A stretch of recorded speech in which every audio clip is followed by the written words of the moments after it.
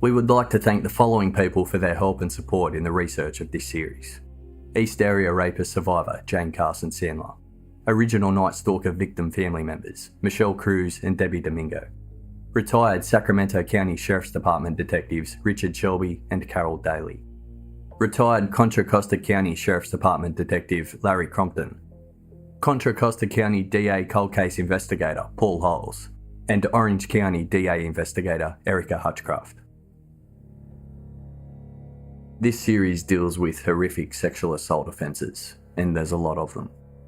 We feel it's a very important story to cover, but it won't be suitable for all listeners, so please use your discretion. If you decide to keep listening, we will be releasing a map with each episode to help as you go along, or for you to refer to afterwards.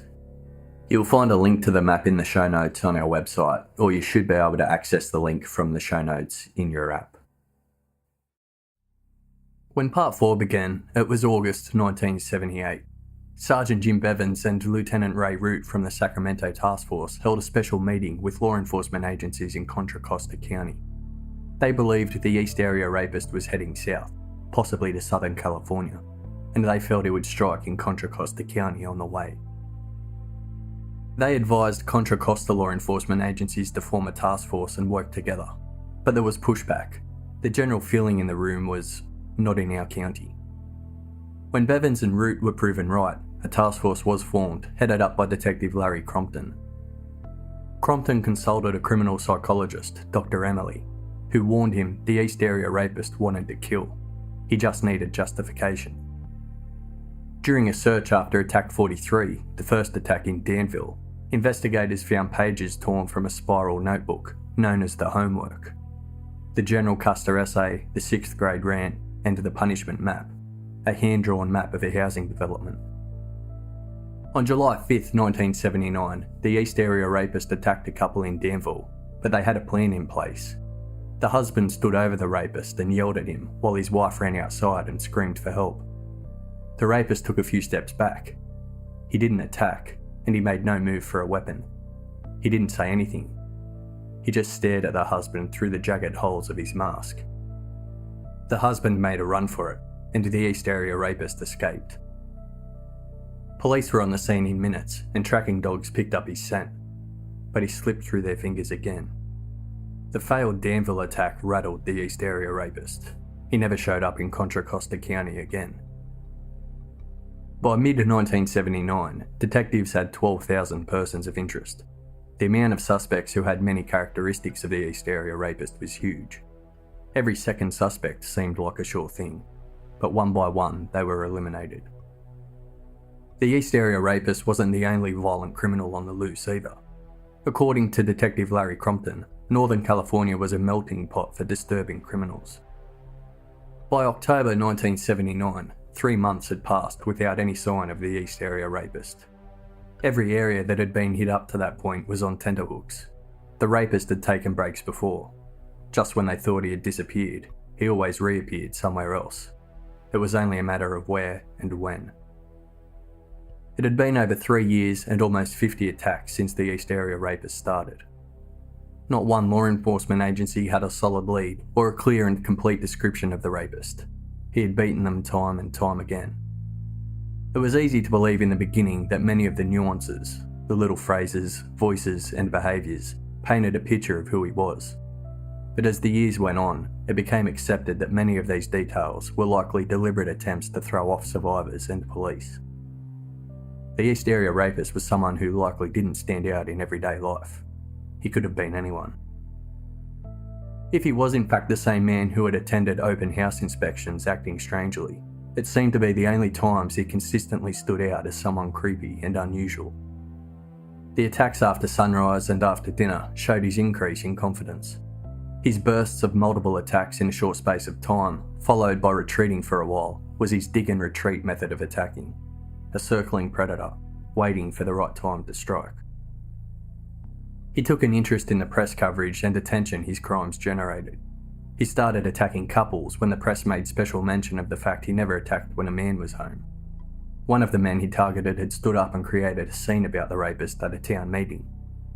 The attack after this was close by to a dentist's office in South Sacramento.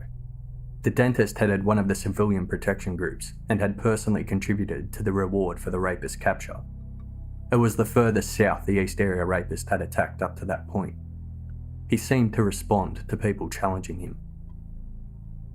When he used physical violence, it always seemed to be after a failed attack, when things didn't go his own way. The last attack in Danville had been just that. Not only did his chosen victims get away, the husband challenged him and got the better of him. The East Area Rapist didn't seem to know what to do. It had been 3 months since that Danville attack.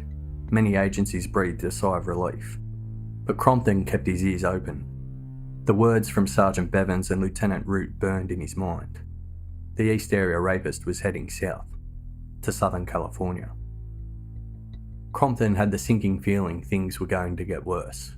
The words of Dr. Emily never left him. You better catch him. He wants to kill, and he will.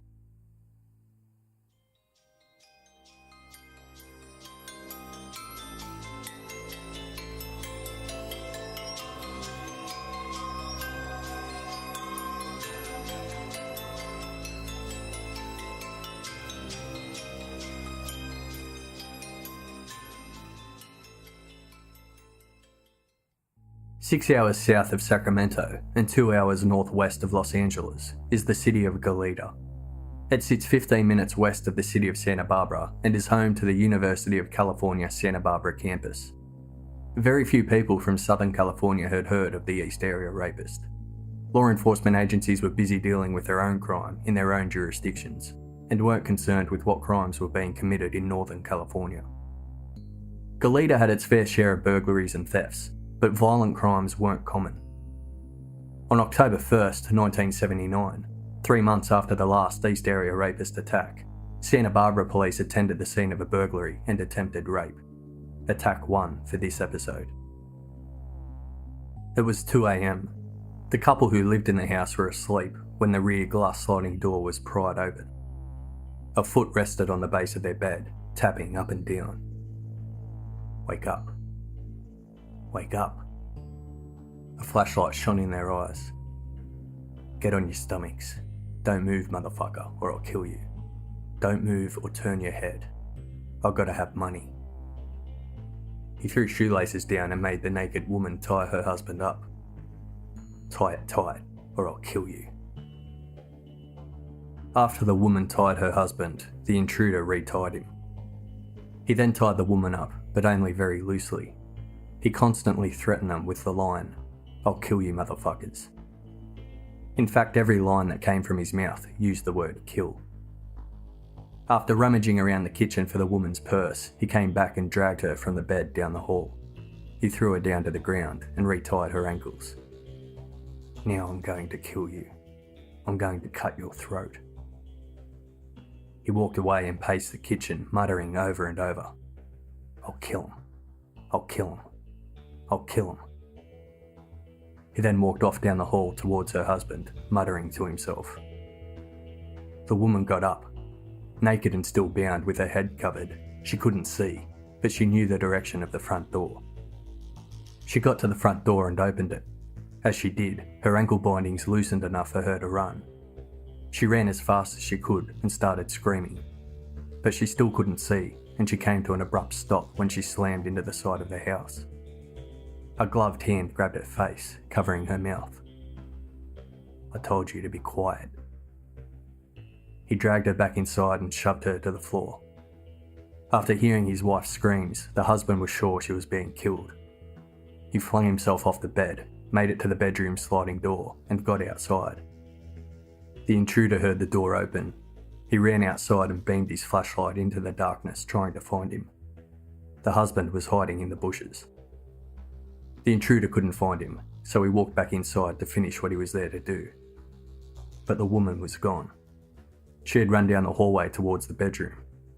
The husband got up and tried to throw his weight against the fence to break it down so he could escape, but it wouldn't budge. Hearing the commotion, the next door neighbour turned his light on to see what was going on. The husband screamed for his life. The intruder gave up and ran out the front door. The neighbour was an off-duty FBI agent. He saw the masked intruder running down the driveway, grab a bike, and ride off down the street. The FBI agent gave chase in his car, but the intruder lost him near some bushes a few streets away. Santa Barbara police attended. The bicycle the intruder escaped on was found in the bushes where the FBI agent lost sight of him. The bike belonged to a US parole officer. It was stolen from his house nearby just after 7 p.m. that night. A black-handled steak knife was found where the bike was dumped. Police found evidence the intruder jumped several fences, and they believe he ran across the nearby school grounds. In the weeks leading up to Attack 1, the victims had noticed signs of a prowler. They kept finding their side gate open, and there were often footprints outside their windows. There were also reports in the neighbourhood of cruelty towards dogs just prior to the attack on the couple. Only the week before, a woman let a man into her house who turned up at her door with an injured German Shepherd. He wanted to borrow her phone so he could call a friend to pick him up.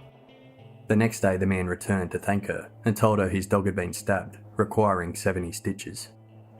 The woman found a red rose and a thank you note left at her doorstep. The following day, another resident was out walking his dog unleashed. The dog ran off into a yard, and when it returned it was badly injured and had to be taken to the vet. This man didn't go into the yard to see what had happened to his dog. Santa Barbara police reports described a violent botched robbery with intent to kill. They were looking for a white male suspect, about 5'10" or 5'11", with dark hair above his collar. He was wearing a checked shirt and a dark ski mask. He had some kind of holster on his belt on the right side. He had stolen just $3 from the victims. Had the attack happened in Northern California, news likely would have made its way back to investigators on the Sacramento or Contra Costa Task Forces. It had been 3 months since the East Area Rapist last struck in Northern California, 6 hours away. But Santa Barbara police weren't aware of what was going on there. They had no reason to believe this was anything more than a one-off attack. Although we wouldn't receive the name until some years later, Southern California had just seen the first attack of the original Night Stalker. Just shy of 3 months after Attack 1, 5 burglaries were reported in Goleta, 4 of them with pried sliding glass doors.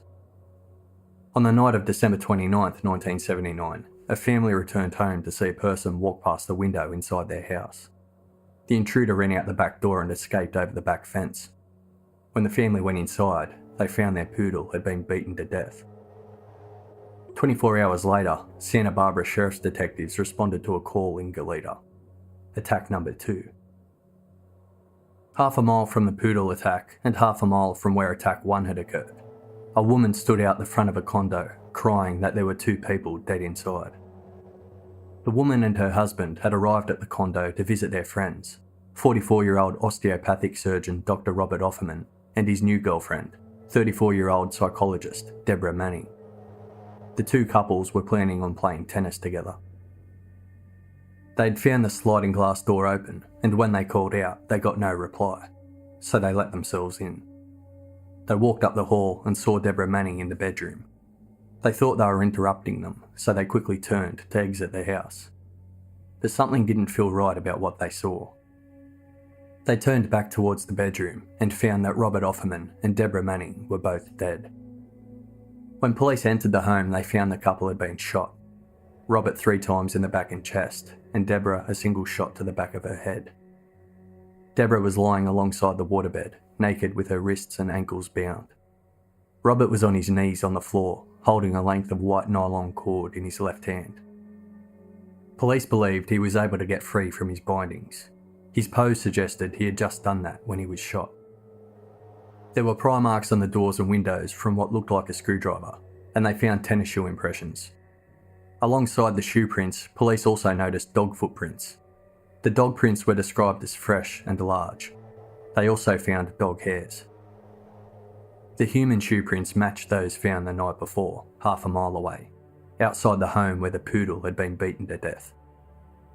A Christmas turkey carcass wrapped in plastic was discarded outside on the patio. 2 rings belonging to Deborah were found hidden between the mattress and the bed frame. One neighbour reported hearing a series of gunshots around 3 a.m. The other neighbouring condo was empty. It showed obvious signs of squatting. A length of rope was found in the bathroom of the empty condo. A canvass of the neighbourhood revealed there had been other break-ins and homes ransacked earlier that same night. A neighbour to one of the houses that had been broken into told police of a young man and woman he saw ringing the doorbell of the ransacked house. The couple were described in their mid to late 20s, the man around 5'6" to 5'8", and the woman around 5'4". The neighbour didn't recognise them, and the homeowner wasn't expecting visitors. They were never identified, and no one was ever arrested for the break-in. A few days after Attack 2, nylon rope was found on the front lawn of a house just a few doors down from where Attack 1 had occurred 3 months earlier. The same rope was also found along the trail of a nearby creek. Not long after Attack 2, Detective Larry Crompton attended a seminar in Santa Barbara. He got talking to a detective and heard about Robert and Deborah's murders, as well as the first attack 3 months earlier.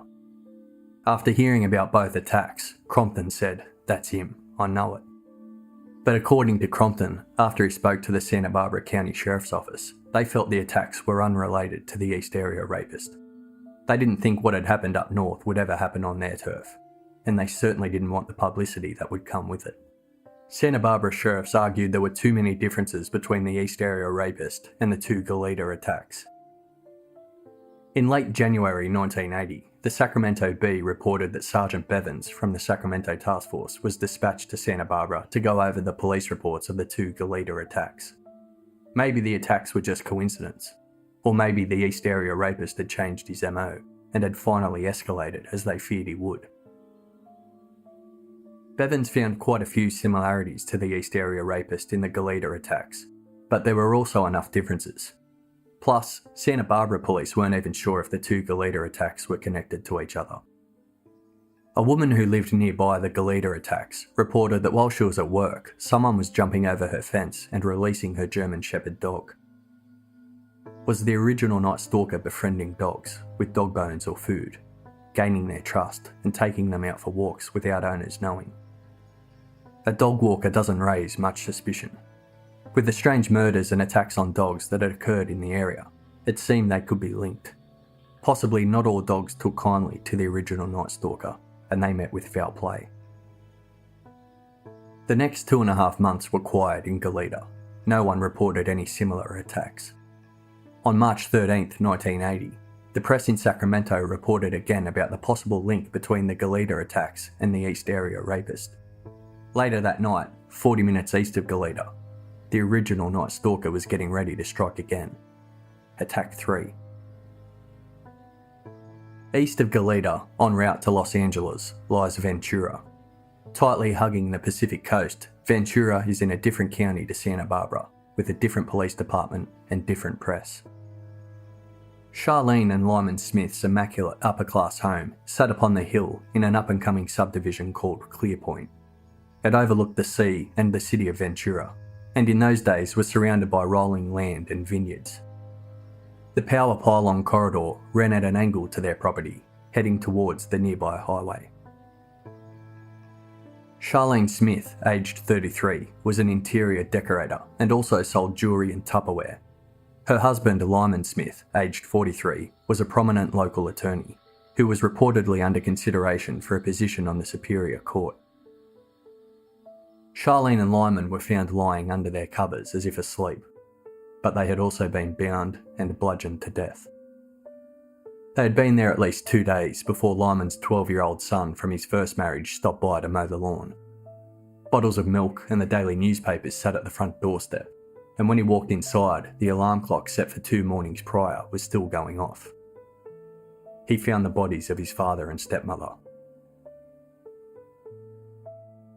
When Lyman didn't turn up to his law firm on the Friday 2 days earlier, his law partners just assumed he had an assignment elsewhere. The house had been ransacked, but nothing was taken, nor was there any sign of forced entry. Lyman's son had found the front door unlocked, which he said was unusual. There appeared to be no struggle whatsoever. The coroner was initially unable to ascertain if the bindings were placed before or after death. When he checked their adrenal glands, he found them completely normal. When someone dies under stress, they usually have shrunken adrenal glands, but both Charlene and Lyman's adrenal glands showed a normal size and state. This led to the initial theory that Charlene and Lyman were killed in their sleep. the murderer then tying them up and ransacking the house afterwards to stage the crime scene. Charlene and Lyman had both suffered one blow to the head, hard enough to kill them. The murder weapon was a log of wood taken from the bedroom patio. A piece of wall above the bed head was cut out and taken to a blood splatter expert to see if he could determine who was hit first. A 28-inch length of cord was left laid out at the foot of the bed. Lyman was in the running for a position on the Superior Court and was involved in various money-making projects. He had many investments and was involved in a land development company that ran into trouble. Charlene was described as vivacious by those who knew her, with some even calling her a femme fatale.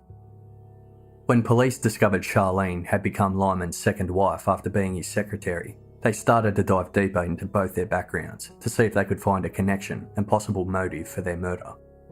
There were several lines of inquiry that led to possible motive, including Charlene having an affair with a deputy sheriff. The deputy claimed he didn't know she was married. When neighbours reported that Charlene and Lyman were arguing in the lead up to their deaths, police even briefly considered they had murdered each other. The knots used to tie Charlene and Lyman's wrists were the elaborate 10-step diamond knot, the same knot that Detective Richard Shelby had found in the early days of the East Area Rapist, but had seldom been seen again.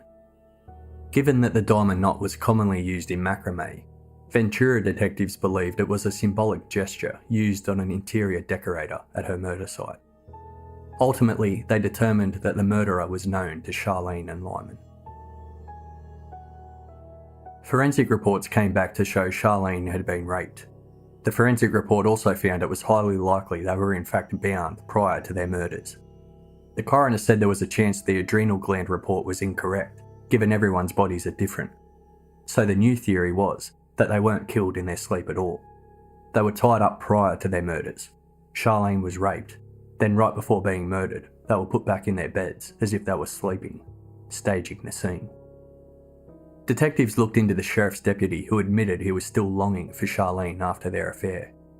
He admitted that on the night of their murders, he had used binoculars to see if he could see their house from the sheriff's building. He admitted to driving by the house the night after the murders, before their bodies were found, and that he tried calling her the next morning.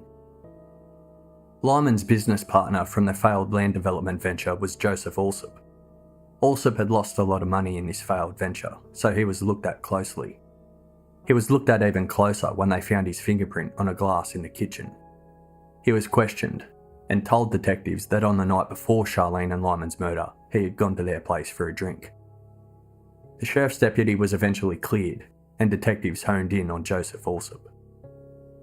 Back in Sacramento, Sergeant Bevins heard about the double homicide in Ventura.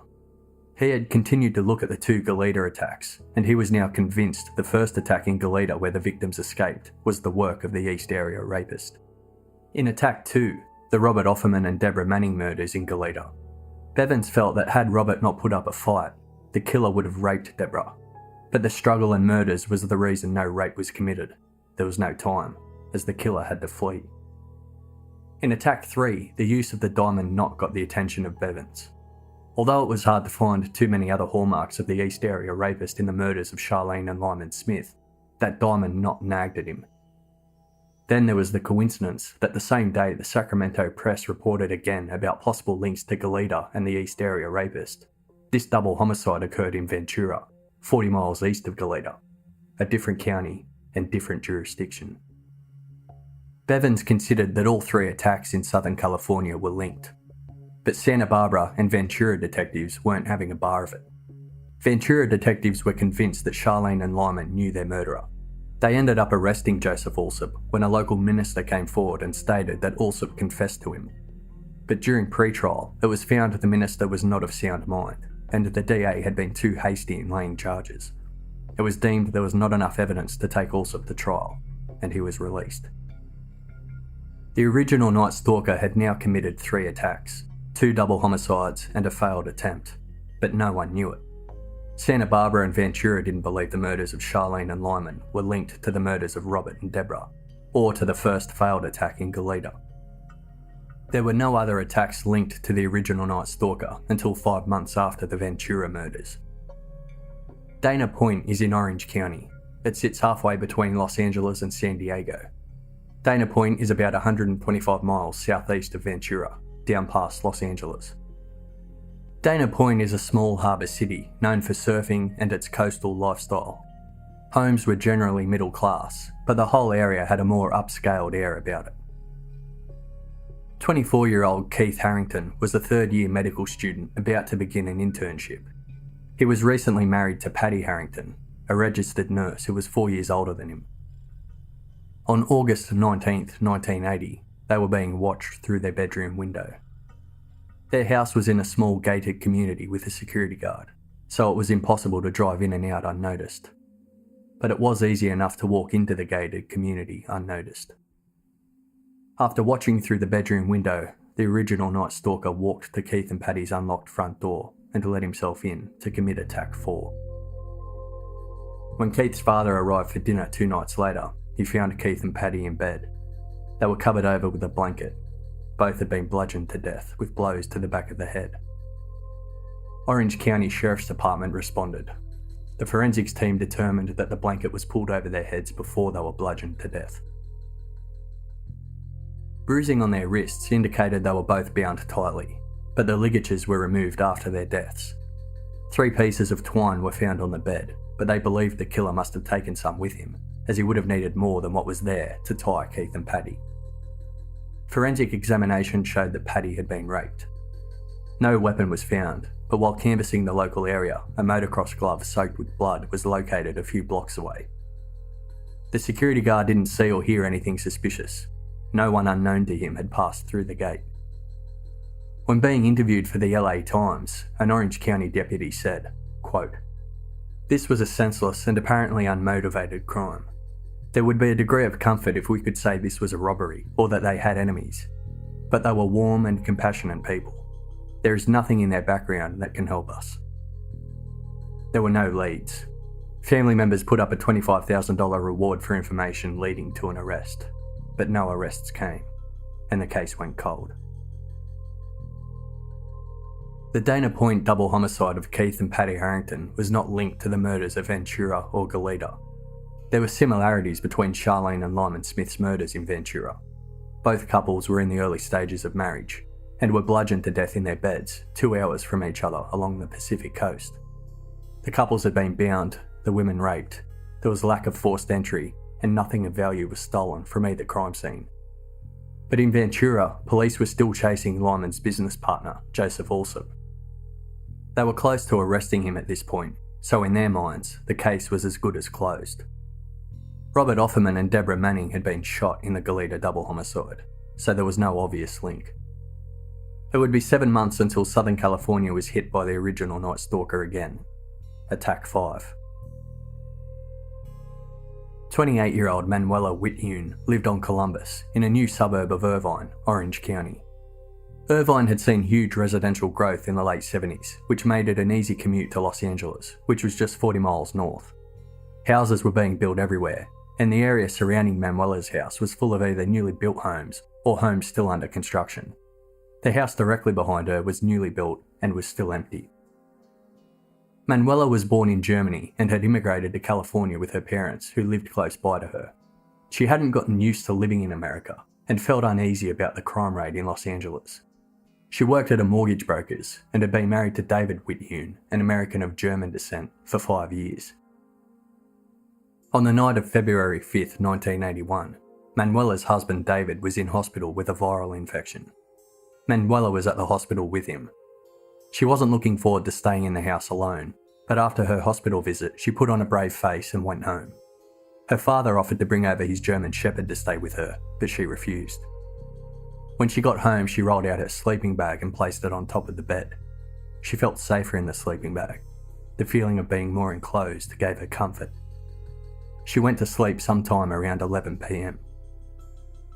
The following day, Manuela's parents received a call from David, who had been unable to contact his wife. When her mother went to check on her, she found her daughter dead. Police found Manuela had bruises on both her wrists and ankles, indicating she had been tied. However, there was no sign of any ligatures. The killer had taken them with him. She had been bludgeoned to death. No weapon was found. Manuela's back sliding door had been pried open. The pry marks were matched to a flathead screwdriver found at the scene. Strangely though, the prying was done on the inside of the latch. Paint found on the screwdriver was sent for an in-depth analysis. It was found to be consistent with a particular paint brand, but it didn't really tell them anything else. Even if more information was found from the paint, the screwdriver was likely stolen anyway. Burnt matches were found in both the garage and the house. There were some unusual items stolen. A lamp and a crystal display feature both weighing 9 pounds, and the tape from the answering machine. These items were never recovered. Outside, investigators found the bedroom television dumped at the back fence. Their theory was that the killer staged the crime scene to look like a robbery. Items in the house of high value were not touched. The autopsy showed the cause of death was blunt force trauma to the back of Manuela's head. She had also been raped, brutally. She was scratched and appeared to have been gagged, although no gag was found.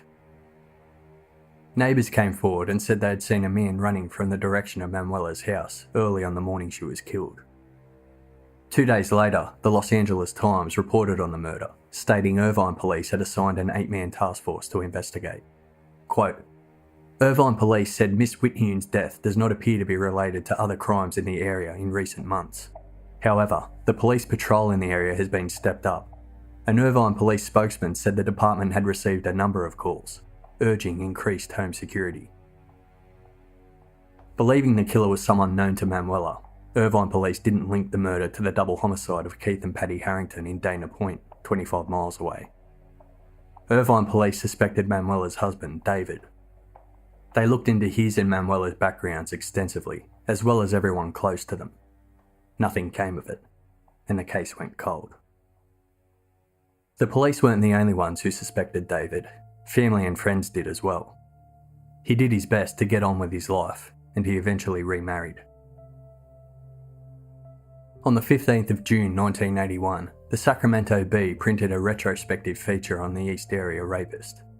It had been 2 years since the last confirmed East Area Rapist attack in Danville, and 3 years since a confirmed attack in Sacramento. Many residents had come and gone from Sacramento, and there were likely people reading the paper that day that had no idea who the East Area Rapist was. For others, memories were still raw, and they likely would never forget the fear that gripped their city during those years. The article mentioned that some detectives from Sacramento and Contra Costa counties believed the East Area Rapist was responsible for the Goleta murders of Robert Offerman and Deborah Manning, but admitted it had divided law enforcement. Sacramento Police Press spokesman Bill Miller said in the article, quote, In the end though, stumped detectives know little more about the East Area Rapist than they did when he first emerged from the drainage ditch in Rancho Cordova. Some believe the rapist is now dead, or at least away in prison. The official explanation for the East Area Rapist's disappearance is non-existent. There is no way of knowing. Anything you say about him is going to be guesswork, and your guess is as good as mine. So much time has passed, in fact, that the statute of limitations has expired on most of the crimes.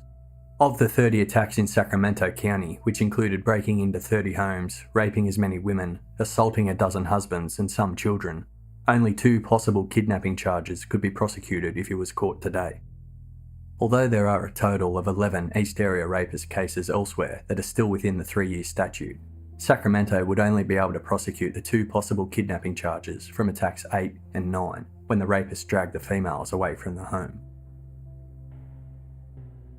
When the East Area Rapist disappeared from Northern California, Sergeant Jim Bevins from the Sacramento Sheriff's Task Force became the only officer with an officially active file on the rapist. Almost 6 months after Manuela Whithune was murdered in Irvine, the original Night Stalker struck again. The city of Goleta woke on the morning of July 27, 1981, to the news another couple had been murdered. It had been 18 months since the double murders of Robert Offerman and Deborah Manning, and with no similar murders in the area since, life had gone on. Sherry Domingo, aged 35, and Gregory Sanchez, aged 27, had gone to bed like any other night on July 26, 1981. Here is Sherry's daughter, Debbie Domingo.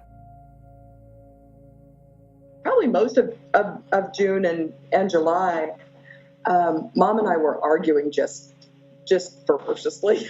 I was a teenager that didn't like rules. And so, she had some basic guidelines like, come home when you say you're going to come home, and don't smoke cigarettes and go running around with boys. And I mean, just basic stuff, but I really had to push the envelope. So I was challenging her quite a bit that summer.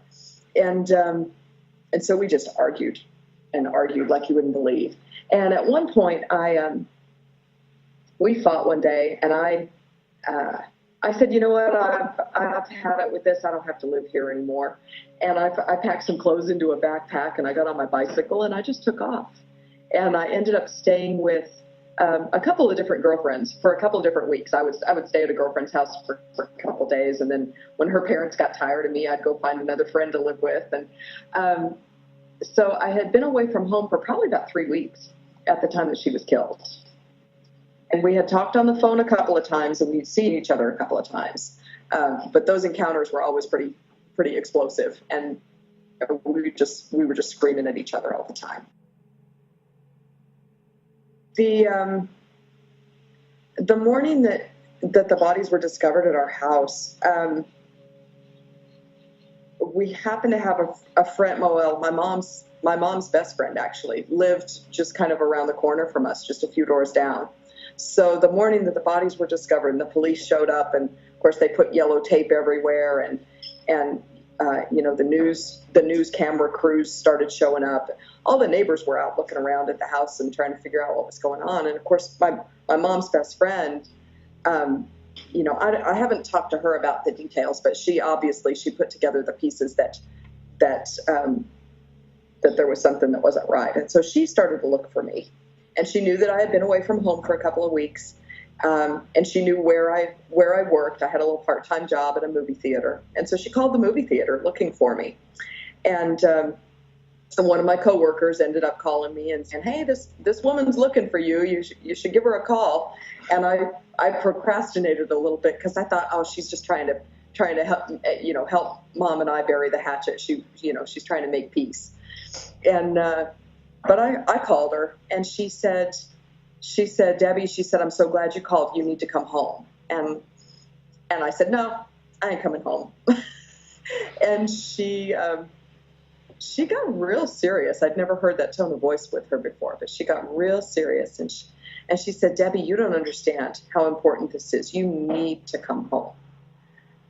And I don't know, something about the tone of her voice just convinced me, maybe there is something that's important. So I agreed to go home, and I had a friend drop me off, and of course, as we pulled up into the neighborhood, and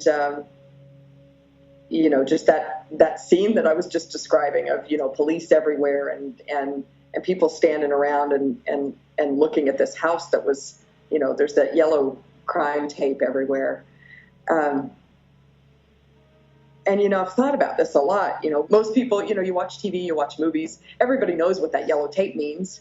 It means that you can't go in until the police are finished processing their evidence and taking their pictures. Everybody knows what that means.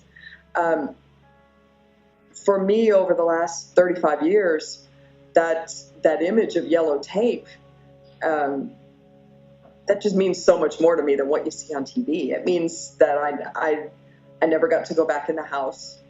I tried. The police sat me down. As soon as I arrived, they all just kind of swooped around me and scooted me off to my mom's friend's house and sat me down. And they told me that there were 2 bodies in our house and that they believed one of them was my mother. And I thought, well, duh, one of them's my mother. Who else would it be? But kind of the further along they got into that, I kept saying, when can I go? When can I go in the house? I want to go in the house. And they had to get real emphatic with me and say, no, you can't go in.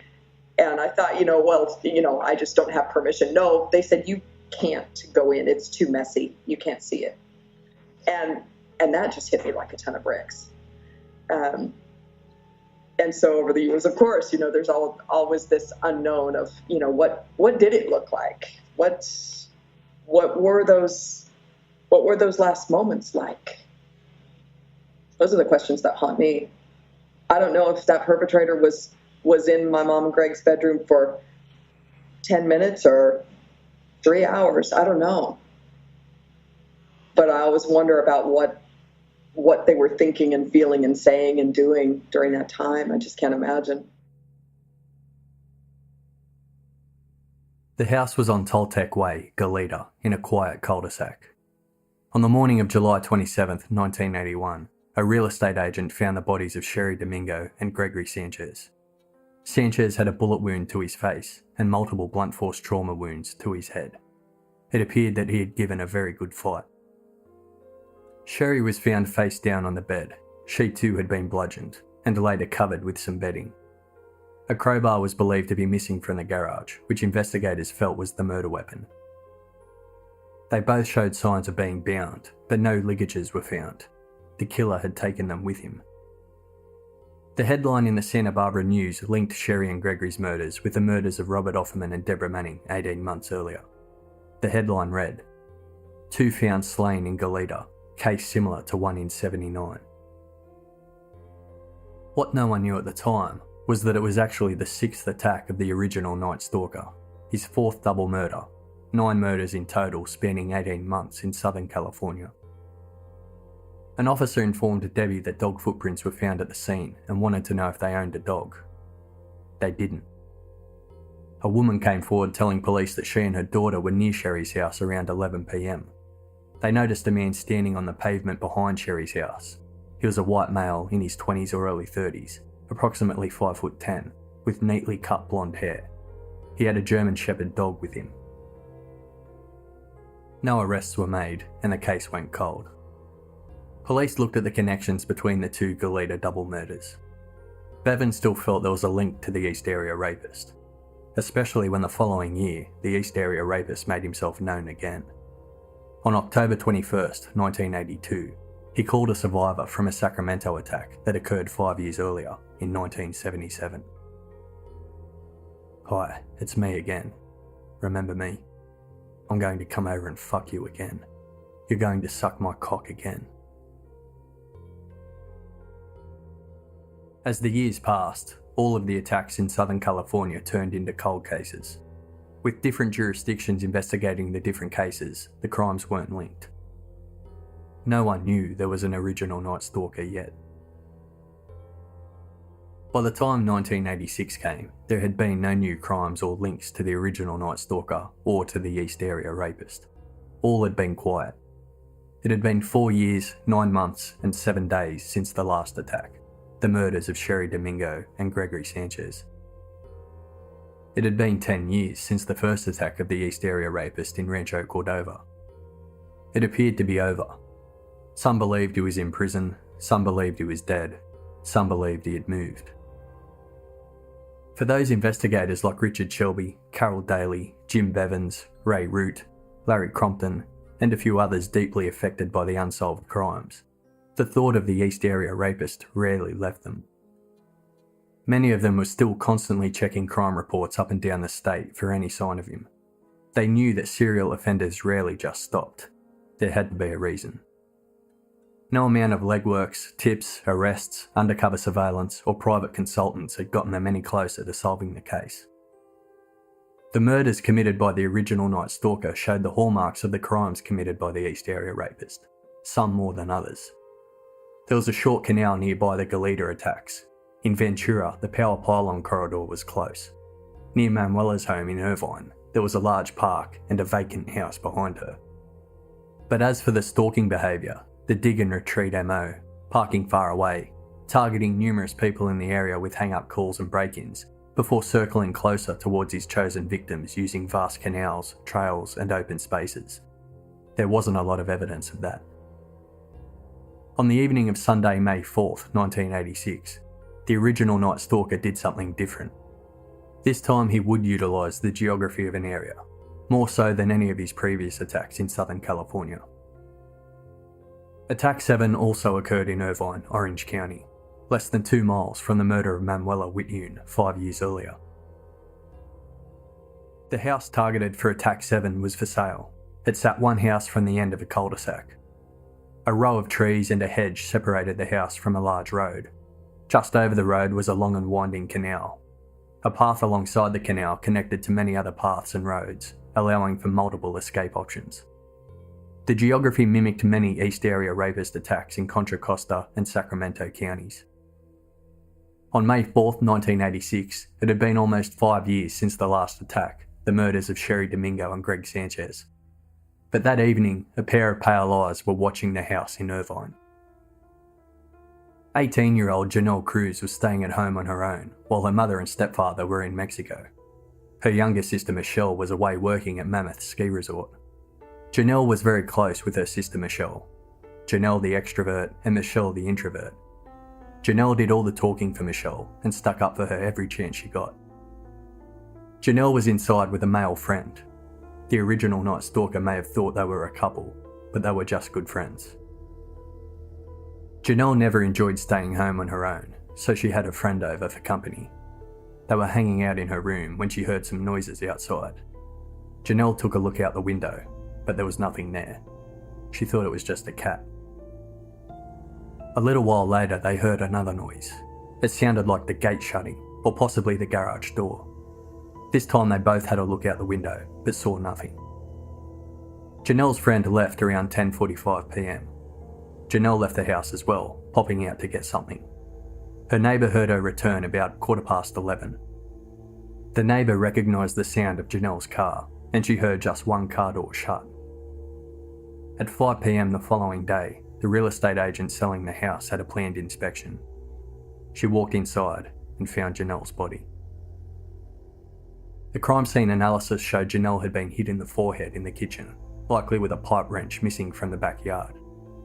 Her wrists and ankles were bound, but the ligatures had been removed by the killer. The blow she received in the kitchen incapacitated her enough that the marks from her bindings didn't show a great deal of struggling. She was taken to her bedroom and brutally raped. Grass from the backyard, or the park behind, was located on the bed. Medium blue coloured lint was found, believed to be from a gag, likely a towel, but the gag wasn't found. The killer had removed the evidence. It was 1986, and word was out that crime scene forensics had taken a huge jump.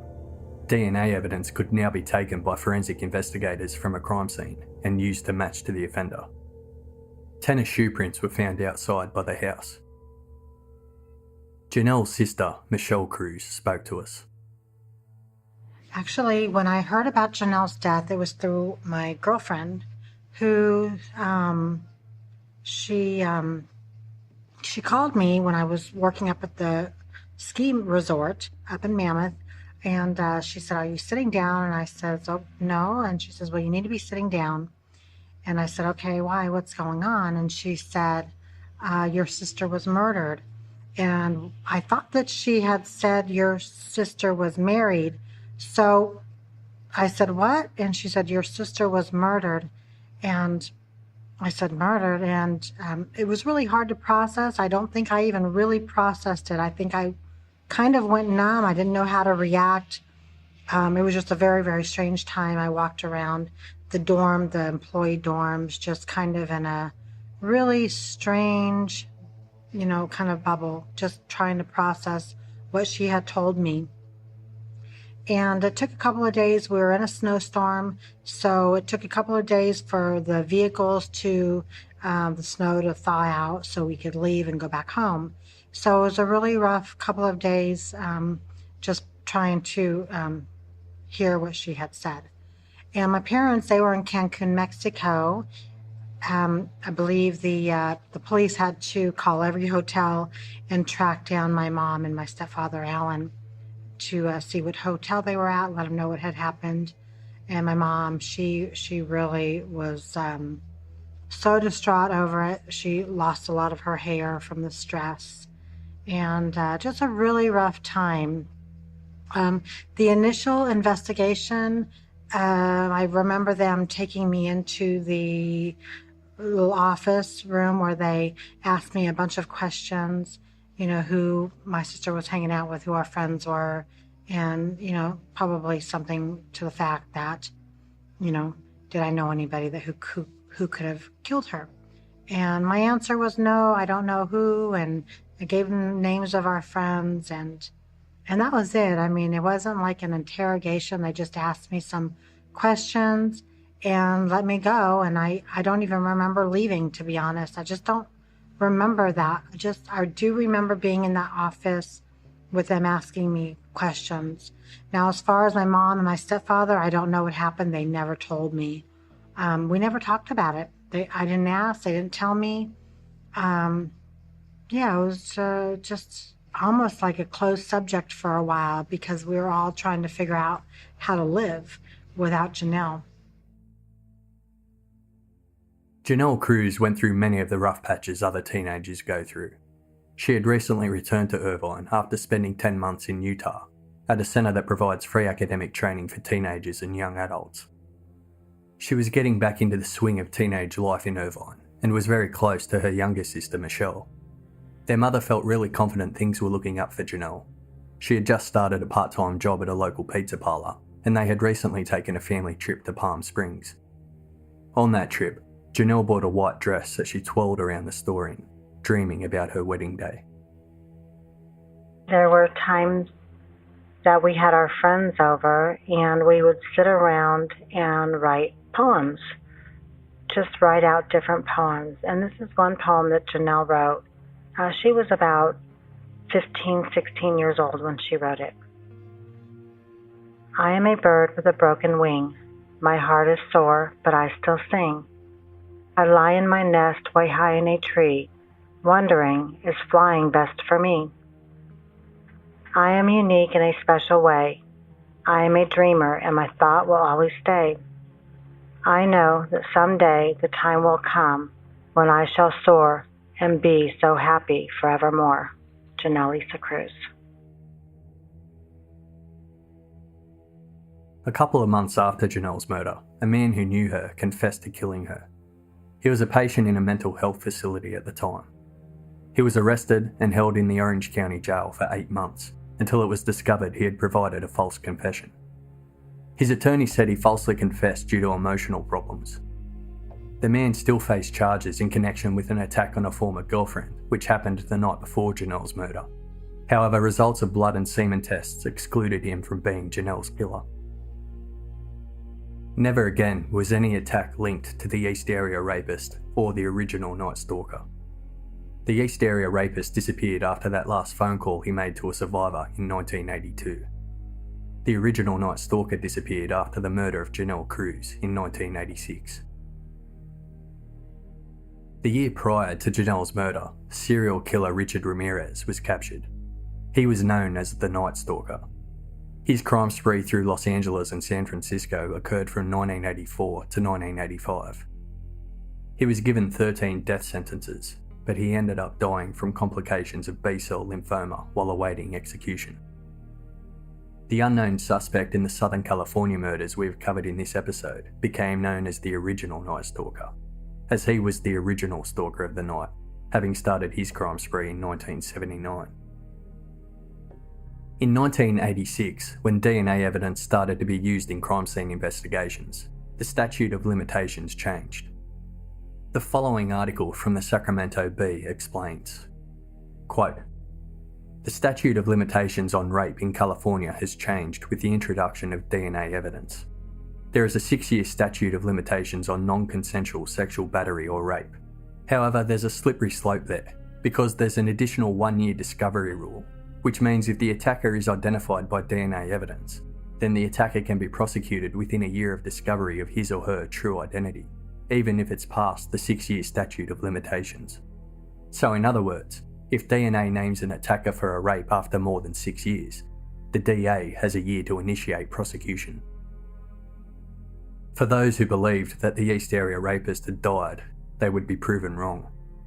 Sometime in 1991 or 1992, the survivor of Attack 7 in Carmichael received a call. "You know who this is." The line then went dead. The survivor had no doubt it was the man who attacked her 15 years earlier. Detective Larry Poole began working the case in Orange County back in 1986. At the time, he was working hard to link Attack 4, Keith and Paddy Harrington's murder in Dana Point, with the 2 attacks in Irvine, Attack 5, the murder of Manuela Whithune, and Attack 7, the murder of Janelle Cruz. Poole looked into many suspects and thought he had the right guy more than once. Quote, "When I took this on, I was still relatively fresh, if you will. I got excited about people, like a ski mask rapist in prison who matched the description. In the first year, 5 or 6 times I got really excited. In the second year, 4 or 5 times." In 1994, Paul Hulls had just been promoted. He was Deputy Sheriff Criminalist at Contra Costa County. He had been working in forensics for 6 years at that stage. You heard from Paul Hulls in Part 4, talking about the East Area Rapist verbally staging crime scenes, and you heard him discuss the punishment map, the 6th grade grant, and the General Custer essay, also known as the homework papers. He talks to us again here. I actually started out as a forensic scientist. And so I was working in a lab. I then promoted up to what we called the Deputy Sheriff Criminalist. So I became a police officer, went to the police academy, but also was back in the lab doing the old serology work, doing crime scene investigation. And it was right in 1994 when DNA was first starting to come into the lab. And so I ended up stumbling across this drawer in our library that had these folders that were marked with the red EAR on them. And I was like, well, what are these? And I opened them up, and they were the case files from Contra Costa County of the attacks that had occurred there. But I didn't know anything about, this case at all. And then I just coincidentally was on a plane ride with my former boss, shortly thereafter, and I asked him about it, and he was on the original task force back in the 70s, and so he just launched into this story, and so I decided, you know what, let me see what I can do to solve this EAR case, using this new DNA technology we're trying to get going. And so I ended up tracking down DNA evidence from 3 of the cases in Contra Costa, and they all matched each other. And that's when I called Larry Crompton, and I asked him, hey, I've got this DNA. Did you have any prime suspects? And at this time, all we knew were the rape cases, and they were all past statute of limitations. So it was sort of like, we're not even, we just want to find who this guy is. That was my goal. I just want to identify who this guy was. He was so notorious, but he's never going to be prosecuted for this. And Larry Crompton basically said, we never had that real strong suspect, but we thought he went down to Santa Barbara and possibly killed somebody down there. But when he had contacted Santa Barbara back in the day, they really kind of just said, nope, we got nothing related to your series up north, and shut the door on him. So I decided to call Santa Barbara. And I called Santa Barbara, and I ran into sort of the same thing. Nope, we don't have anything like this, but there's this city, Irvine. They're doing some DNA. Now, this is 1997. So I call Irvine, and I speak with the detective, who I'm sure is long retired now. And he said, yeah, we've got some DNA, and our lab has done some work. And I called that lab up, but unfortunately, in 1997, the Orange County crime lab was doing a different DNA technology than my lab was. So we couldn't directly compare in 1997. We just had one marker that was the same, but it was like having the same ABO type, type A or type B. It really wasn't very strong. And so I told Orange County, I'll be back in touch once we get caught up with you guys, because they were a little bit more advanced. Well, it took us 4 years to get caught up. So now, 2001, I had promoted up, and I assigned a DNA analyst to work that East Area Rapist extracts, and he did, and I told him, call Orange County and just see. I wasn't expecting anything. It was just sort of due diligence. And then he ended up walking into my office, and it was a match. And so at that moment, that was East Area Rapist was now known to be the same person as the original Night Stalker. It was now official. The East Area Rapist and the original Night Stalker were the same person. When the statute of limitations ran out on many of the East Area Rapist crimes, evidence and reports were thrown away. Apart from some files detectives like Jim Bevins kept, the only physical DNA evidence they had on the East Area Rapist was in 3 Contra Costa County crimes. The rest are linked by MO. Those 3 pieces of DNA were what matched the DNA found at the crimes of the original Night Stalker. Okay, so Larry Poole was the lead investigator on the original Night Stalker cases down in Orange County. So I called him up, and I literally we agreed, I fed him everything I had on the East Area Rapist. And so this is now 2001, and I thought it's just a matter of time. He has 50 cases in Northern California. He's going to catch this guy, and I kind of walked away from the case at that point. Of course, I'm starting to get more and more heavily involved in actual investigations of cold cases. And it was in 2009, roughly 2009, and I had now promoted up again. I was chief of the lab, but I was really trying to work the old cases. And I'm looking at file drawer in my office on all the East Area Rapist stuff that I had. And I was like, you know what? That is still unsolved. And that's when I decided I was going to just investigate that series and solve it. And I've been working on it 24/7, 365 since. Initially, the Goleta murders of Robert Offerman and Deborah Manning and Sherry Domingo and Gregory Sanchez weren't linked to the original Night Stalker murders. The Santa Barbara Sheriff's Department took around 50 pieces of evidence out of storage relating to the double homicide of Sherry Domingo and Gregory Sanchez.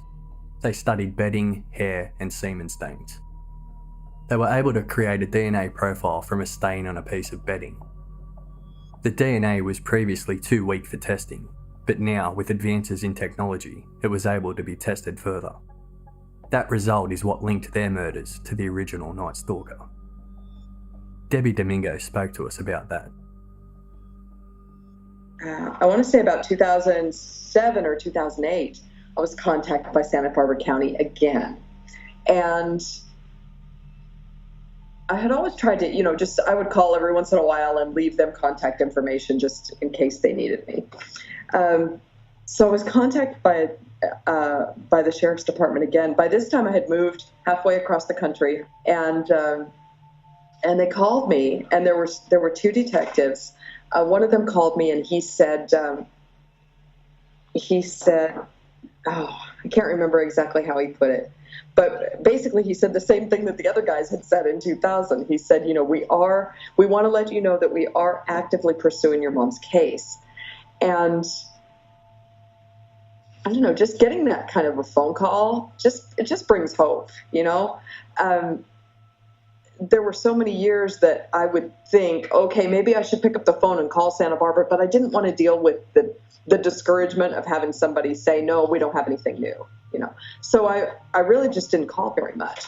So this guy called me in, I want to say 2007 or 2008, and he said a couple of really interesting things. He said he was working with a partner, that the 2 of them were retired from Santa Barbara County, and that the department had tapped them to come back in full time to work specifically on cold cases.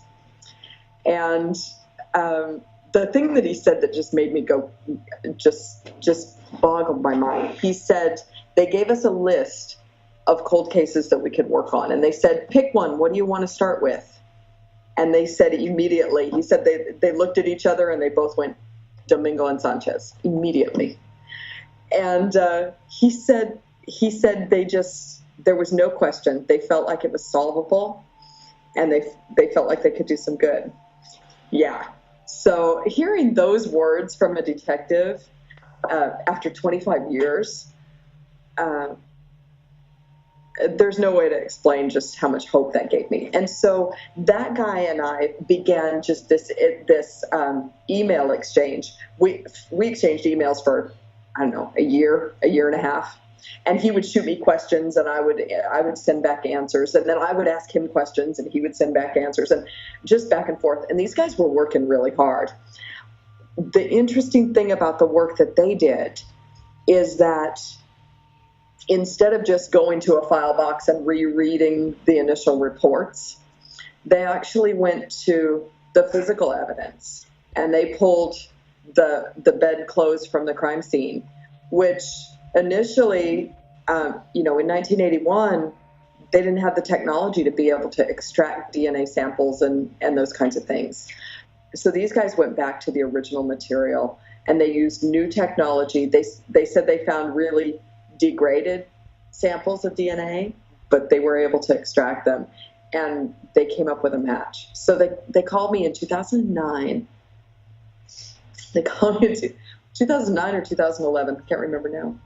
I've got my years mixed up. I apologize. They called me in 2011 and said, they said they had found that match, that my mom's case was linked to the rest of the original Night Stalker crimes, which was the name that had been given to this guy. No DNA was available in the double homicide of Robert Offerman and Deborah Manning. Their murders have been linked by MO. In 2011, while searching for further evidence, the Contra Costa Sheriff's Crime Lab discovered the homework papers found at the first Danville attack. Police released these to the public, hoping that someone would recognise them. Possibly the handwriting or the tone of the 6th grade rant would spark a memory. Larry Poole, quote, "The right person is going to see it, then we're going to get the right call that leads to the suspect." These can be found in the show notes, as well as our upcoming magazine on this case. By the late 2000s, Detective Larry Poole had investigated 8,000 suspects by his count. There was one suspect who was dead that he was so sure of he had the man's body exhumed, only to find there was no DNA match. Larry Poole, quote, "If he is in fact deceased, that does nothing to dissuade me from making a concerted effort to identify him. I think about this case every day and every night. I have composite sketches posted on my bulletin board. I have his DNA profile on my wall. There are case binders on my shelf at work and even next to my bed. I want to see this case closed. I don't care if I do it or some other agency, but I won't rest until it's solved.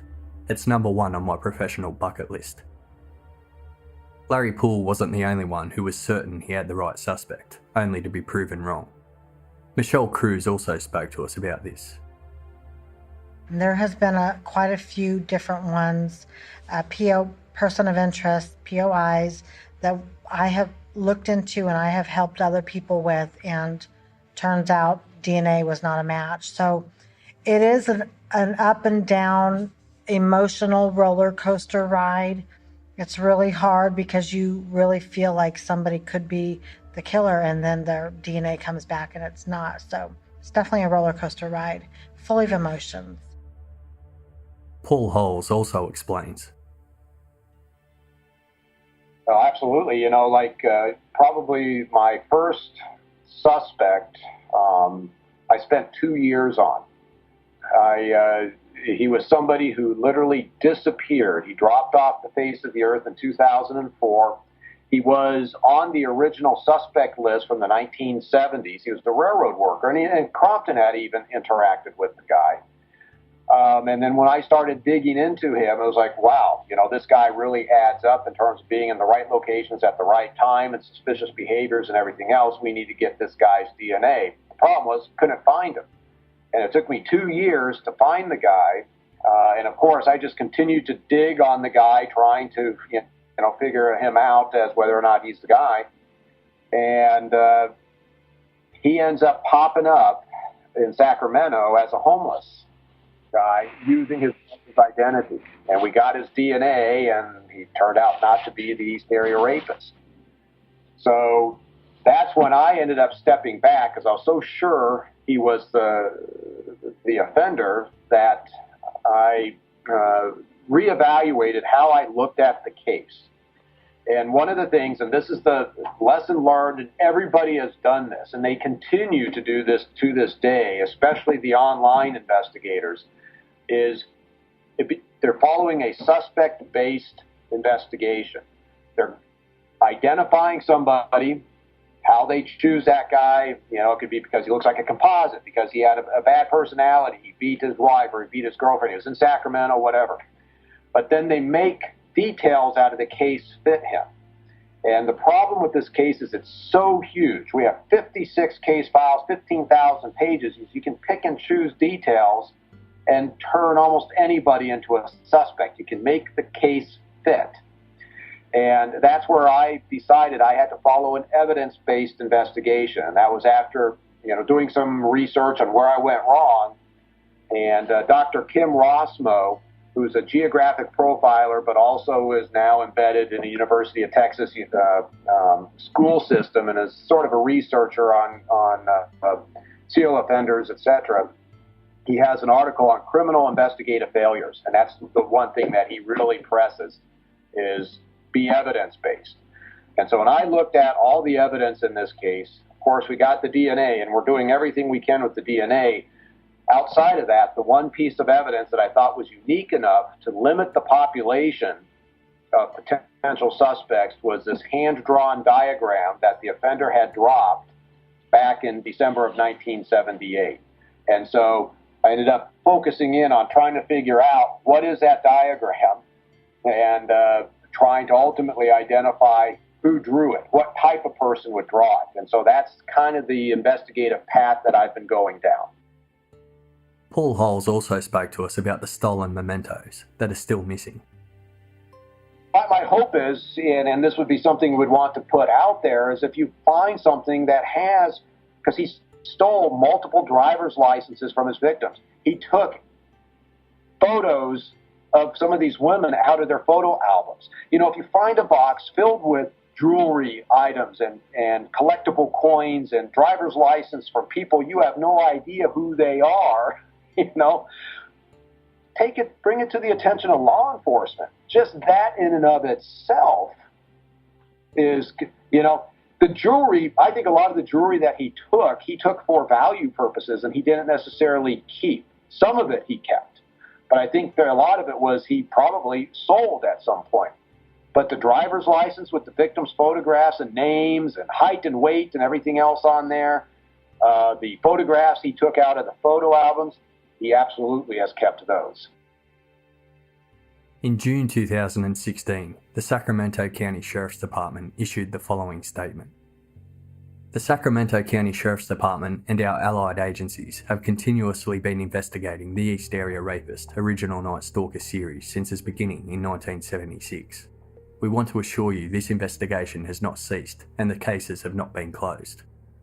In 2011, a working group was created consisting of all involved agencies from Northern and Southern California in an effort to better communicate and work together in identifying this still unknown offender and to bring him to justice for so many victims.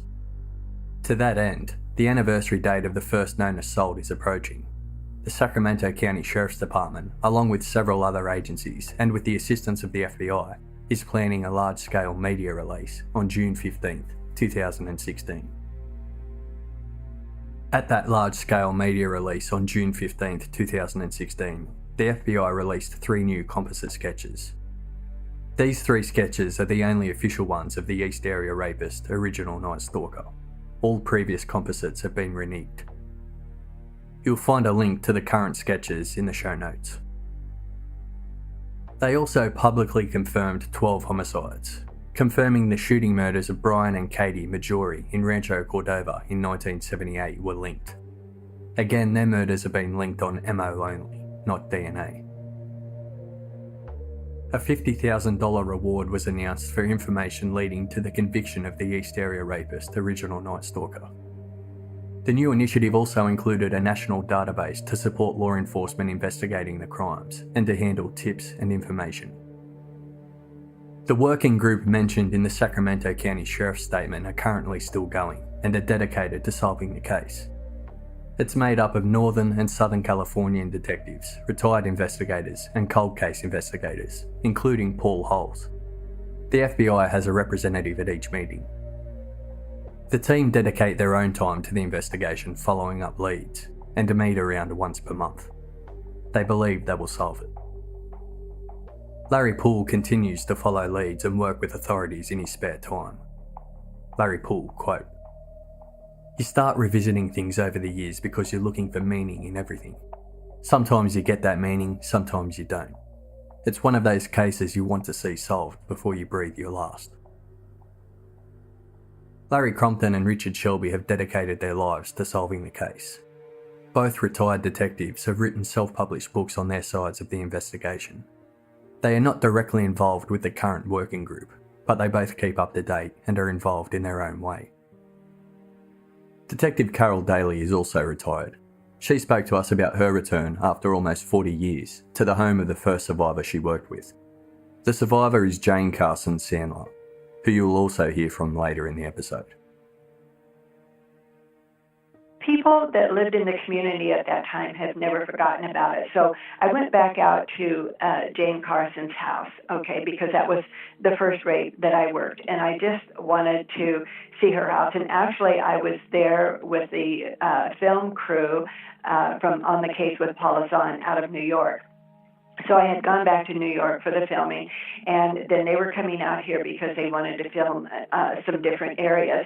And so I met with them at the North Station, and then we drove over to Jane Carson's house. And I have to tell you, it was very, very strange looking at her house. It just gave me the creeps. It looked like the house had stood still and frozen in time. Nothing had changed. The whole neighborhood around, homes were landscaped, and it was a nice neighborhood, and everybody had updated and done everything. Nothing had been touched on that house. And as we were standing outside talking with the film crew, the gentleman who lived to the house just to the left as we're facing the house came out and wanted to know, and he said, "Oh, I remember that case." He said, "I remember the fear in the community." And he said, "I was living in an apartment in the north area, and my wife and I were both so frightened. And we had seen this area on TV, and we said, oh, that would be a nice place to live." Well, unbeknown to them, when they bought their house, it happened to be next door to where Jane Carson had been a victim. And this gentleman had worked probation at the time. And he said, "I remember," he said, "driving down the street, I saw a guy walking, had a ski mask on. I turned the car around to go back and stop him because probation officers were peace officers." He said, I turned around to try to get him identified. And he said, from the time I saw him and I turned around, I got back to the spot, it was like he had disappeared into thin air. He said he was nowhere. And it just, for me, people that lived in the community at that time, young people growing up now, of course, they only know maybe stories, or some of them have never heard of him. But you go back to people that were in the community at the time, and they all remember the East Area Rapist. They might have forget about, all of the other crimes, the murders and the things that happened, but they've never forgotten about the East Area Rapist in the community. I went to the department and read some of the cases again just to refresh my mind on details and things. And I tell you, it gave me an eerie feeling that I probably did not have at the time I was investigating them. And maybe because I'm not sure why. But I'm telling you, I came home and I check and double check all my doors and the windows at night, and we're very, very safety conscious. There isn't anybody that lived at that time that hadn't felt, the same fear. Michelle McNamara was a journalist working for Los Angeles Magazine.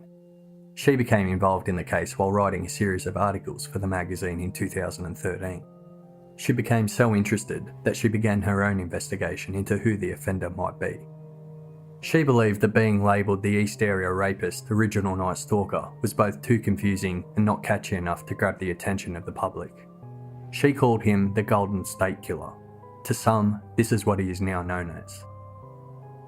Michelle tracked down some leads, which she was writing about in a book. But on April 21st, 2016, she died suddenly at the age of 46. It wasn't until early 2017 that her husband, Patton Oswald, learned from the coroner that she had suffered from an unknown heart condition that caused blockages in her arteries. This condition, combined with medication, caused her death. Patton Oswalt revealed on the TV show 48 Hours that Michelle had just come across a big break. What that big break is, no one knows. We will find out when the book is released.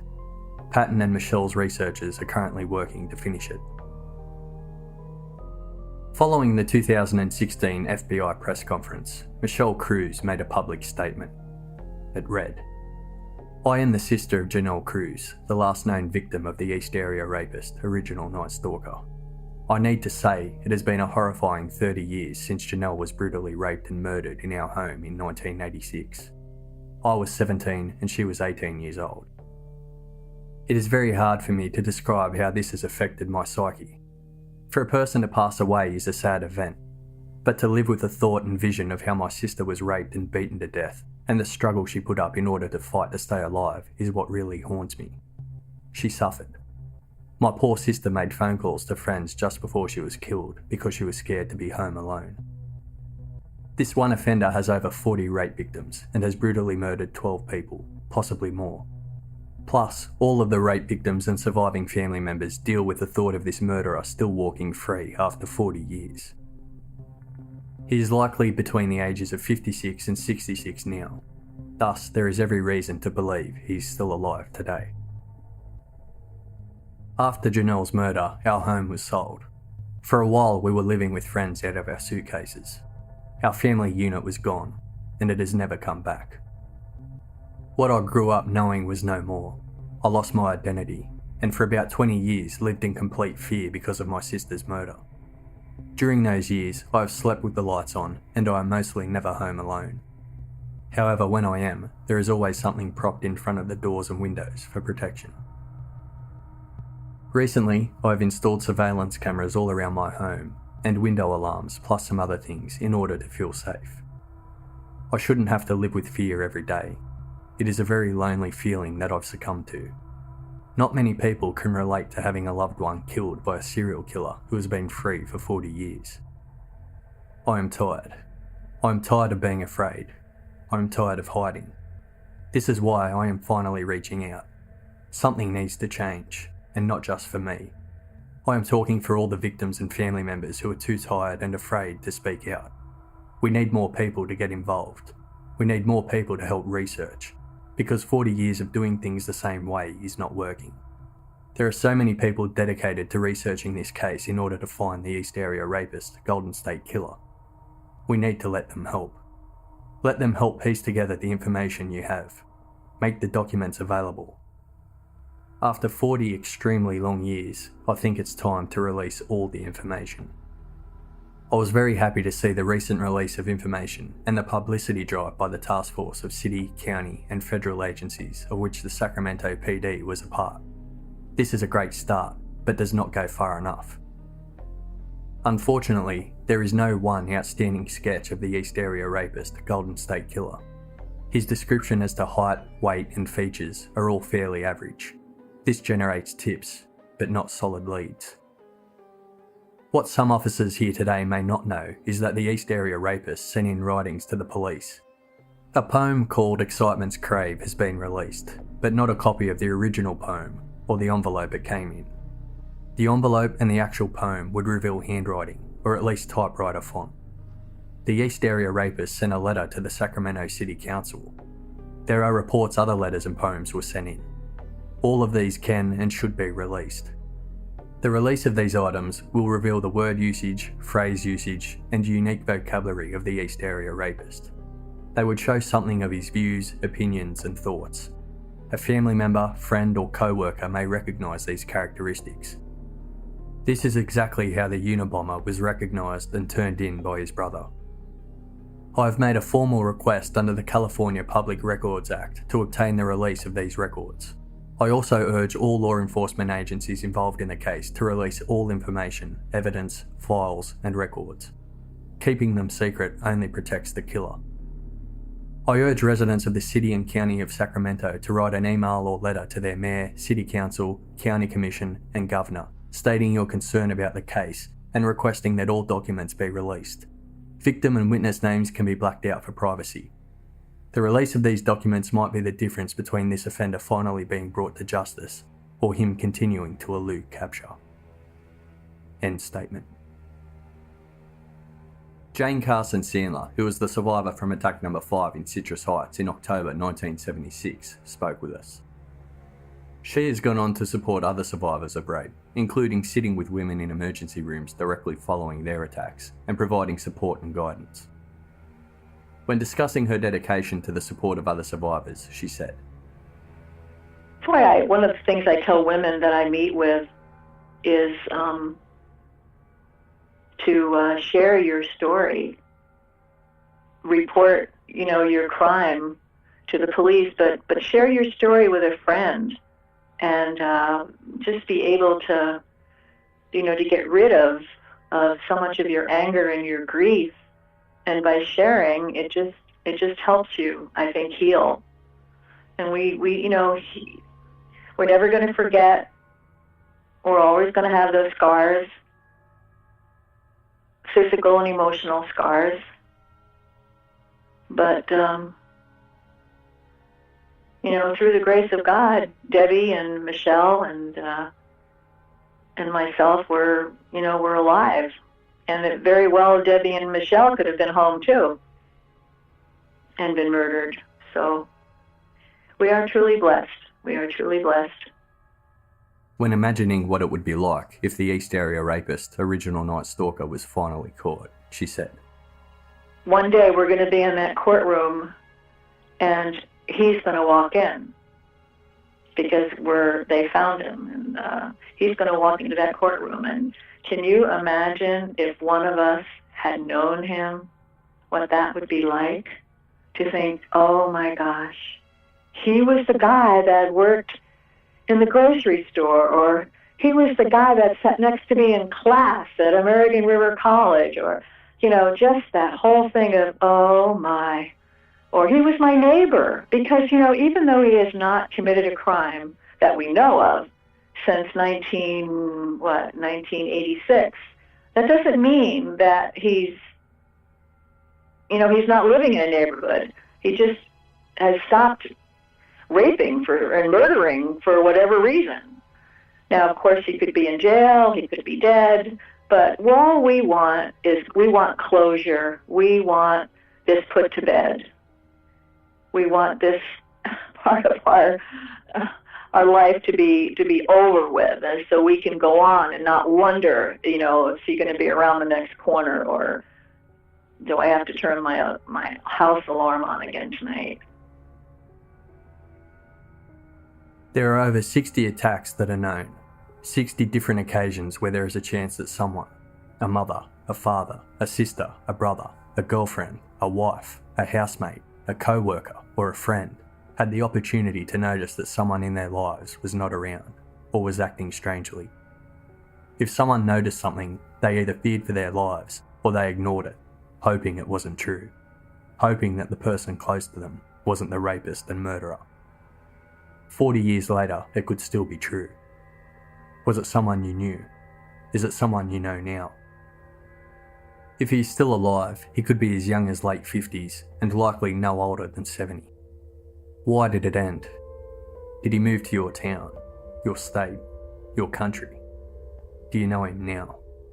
Or did he die, taking to the grave the secrets of his identity and the knowledge of whether there were more victims? Here are some more words from Debbie Domingo. Because, over the years, I've had different dreams about this case. I've had different dreams about the night that my mother was killed. I've had dreams about the courtroom and sitting face to face with him. And people ask quite frequently, what would you say to him? If you were sitting face to face with him, what would you ask him, or what would you tell him? And there's a huge variety of things that kind of pop into my head and back out again. But right now, in 2017, what I want to say to him is look out. Your secrets are gonna come out. So you need to look out. Everything that you've done, all of the horrendous things that you've done to people, that can't stay secret forever. The truth is going to come out sometime. So you need to get ready.